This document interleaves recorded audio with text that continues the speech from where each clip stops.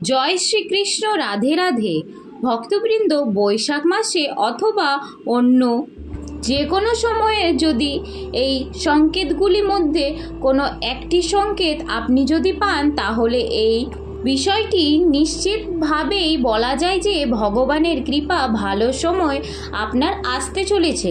আমাদের সনাতন ধর্মে সময়কে খুবই শক্তিশালী বলে গণ্যনা করা হয়। সময়ের চাকায় মানুষকে খুশি, দুঃখ, কষ্ট, লোভ, লোকসান এবং জন্মমৃত্যুর সঙ্গে পরিচয় করায়। আপনারা হয়তো এই বিষয়টি দেখেছেন যে সময় মানুষকে অনেক কিছুই শেখায়। সময়ের চাকা রাজাকে ফকির যেমন বানিয়ে দেয়, তেমন ফকিরকে রাজাও করে দেয়।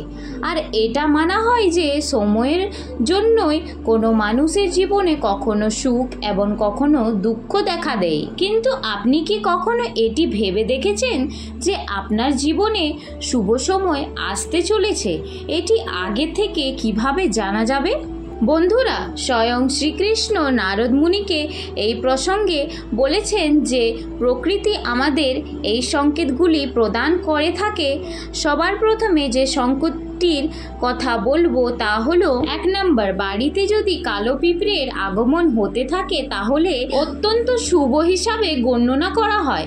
বলা হয় কালো পিঁপড়ে আগমন বাড়িতে মা লক্ষ্মীর আগমনকে চিহ্নিত করে। তাই যদি বাড়িতে সারিবদ্ধভাবে কালো পিঁপড়েকে আগমনকে দেখতে পান, তাহলে আটার সঙ্গে চিনি মিশিয়ে তাদের উদ্দেশ্যতে খেতে দিন। আপনার ঠাকুরঘর, তুলসী মঞ্চ বা রান্নাঘরে যদি কালো পিঁপড়ের আগমন ঘটে, তাহলে সুখ, শান্তি ও সমৃদ্ধির বৃদ্ধির ইঙ্গিত প্রদান করে। দ্বিতীয় সংকেত কথাটি হলো, যদি পূজার সময় আপনার চোখে জল আসে অথবা আপনার শরীরের একটা কাঁপন অনুভব করেন, তাহলে এই বিষয়টি ভগবানের সংকেত। এর মাধ্যমে ভগবান আমাদের কাছে ব্যক্ত করেন যে তিনি আমাদের সঙ্গে সর্বদাই রয়েছেন।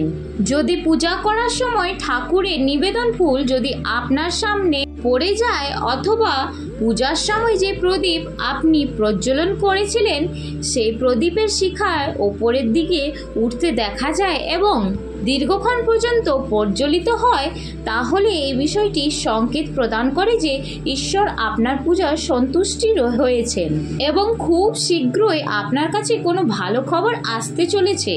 কিন্তু যদি প্রদীপ জ্বালানোর সময় তা বারবার নিভে যায়, তাহলে এই বিষয়টি অশুভ হিসাবে গণ্যনা করা হয়। তৃতীয় সংকেত, বাড়িতে যদি টিকটিকির আগমন হয়ে থাকে এবং একই সঙ্গে হঠাৎ করে যদি একই জায়গায় 3টি টিকটিকি দেখতে পান, তাহলে এই বিষয়টিকে বাড়িতে মা লক্ষ্মীর আসার সংকেত হিসাবে গণ্যনা করা হয়। এমনটা বিশ্বাস করা হয় যে এই সময় সামান্য আতপ চাল যদি টিকটিকের ওপর ছিটিয়ে দিতে পারেন, নিজের মনে প্রার্থনা যদি নিজের শ্রেষ্ঠ দেবতার উদ্দেশ্য করতে পারে, তাহলে সেই প্রার্থনা দ্রুত পূর্ণ হয়। চতুর্থ সংকেতটি হলো, যদি এই সময়কালে ব্রহ্ম মুহূর্তে কারো আপনা আপনি ঘুম ভেঙে যায় আর সেই মানুষটি তখনই নিজের অজান্তে ভগবানকে শ্রবণ করতে থাকেন কিংবা মানুষটির মনে হতে থাকে যে তাকে অন্য কেউ ভালো দিশা দেখাচ্ছে, তখন এই ধরনের মানুষের এটি বুঝে নেওয়া উচিত তার ভাগ্যর দুয়ার খুলতে চলেছে আর খুব শীঘ্রই তার সফলতার নতুন নতুন রাস্তা খুলতে চলেছে। পঞ্চম সংকেতটি হলো, যখন কোনো মানুষের গৃহের দরজার সামনে কোনো গরু অথবা গৌমাথা খাবারের জন্য আসে অথবা কোনো হনুমান বা বাঁদর কোনো মানুষের ঘরের কিছু খাবার আপনার থেকে উঠিয়ে নিয়ে যায় অথবা তার বাড়িতে কোনো পাখি এসে নিজের বাসা বানায় বা কোনো বিড়াল বা কুকুর বাচ্চা দেয়, তাহলে সে মানুষটিকে বুঝে নেওয়া দরকার তার সামনে যে সময়গুলি আসছে তা তাকে আরও শক্তিশালী বানিয়ে তুলবে আর সে তার জীবনে আগের থেকেও আরও বেশি বড় হবে এবং উচ্চতর লক্ষ্যে পৌঁছাতে সক্ষম হবে। এর পরের সংকেতটি হলো, যখন কোনো মানুষের বাড়িতে ছোট বাচ্চারা বারবার নিজের থেকে খেলাধুলা করতে যাচ্ছে অথবা কোনো ছোট বাচ্চা কোনো ব্যক্তিকে দেখে যদি বারবার হাসে তাহলে এটি ভগবানের সংকেত বলে মানা হয়। কেননা ভগবান শ্রীকৃষ্ণ ছোট বাচ্চাদের মধ্যেই থাকেন। এই কারণে এরকমটা যদি হয়ে থাকে তাহলে বুঝে নেবেন যে ভগবান দর্শন দিয়েছে। আপনারা অনেক সময় গুরুজনদের বা বাড়ির বড় মানুষদের এটা নিশ্চয়ই বলতে শুনেছেন, ছোট্ট বাচ্চারা ভগবানের রূপ হয়ে থাকে এবং তারা সর্বদা আপনার জন্য শুভ হয়। 6 নম্বর সংকেতটি হলো, যখন কোনো মানুষ পূজার থালা নিয়ে ভগবানের পূজা করতে থাকেন তখন পূজার সময় তার হঠাৎ অনুভূতি হতে থাকে যে ভগবান হয়তো তার দিকে তাকিয়ে রয়েছেন এবং তাকে দেখে হাসছেন, অথবা কিছুদিন বাদে যদি তার গৃহে অতিথির আগমন ঘটে তবে সেই ব্যক্তির বুঝে নেওয়া উচিত তার শুভ সময় শুরু হতে চলেছে।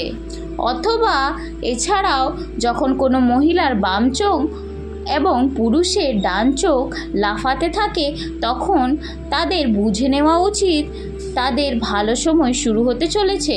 এই প্রসঙ্গে ভগবান শ্রীকৃষ্ণ বলেন, যখন কোনো মানুষ সকাল সকাল কোনো শুভ কাজ করতে বেরোচ্ছেন তখন রাস্তায় বের হওয়ার পর তিনি যদি কোনো গৌমাতা দেখা পান অথবা কোনো দেবদেবীর মূর্তি দেখা পান তবে ওই ব্যক্তিকে এটা বুঝে নেওয়া উচিত যে উনি যে কাজটার জন্য বেরিয়েছেন সে কাজটি অবশ্যই সফল হতে চলেছে। বন্ধুরা, এই সংকেতগুলির মধ্যে কোনো সংকেত কি আপনার জীবনে কখনো হয়েছে? নিচে কমেন্ট বক্সে অবশ্যই জানাবেন, জানাতে কিন্তু ভুলবেন না। আশা করি বন্ধুরা আজকের আমার এই ভিডিও আপনাদের ভালো লেগেছে, আর যদি ভালো লেগে থাকে তো অবশ্যই পিঙ্কি গোপাল লাইফস্টাইল চ্যানেলটিকে সাবস্ক্রাইব করতে ভুলবেন না, আর লাইক দিতেও ভুলবেন না, এবং কমেন্টে লিখে যাবেন আপনারাও যদি এই সব সংকেত পেয়ে থাকেন তাহলে কমেন্টে লিখতে ভুলবেন না। আর সবাই ভালো থাকুন, সুস্থ থাকুন। পরবর্তী ভিডিওতে আবার দেখা হবে। হরে কৃষ্ণ, রাধে রাধে।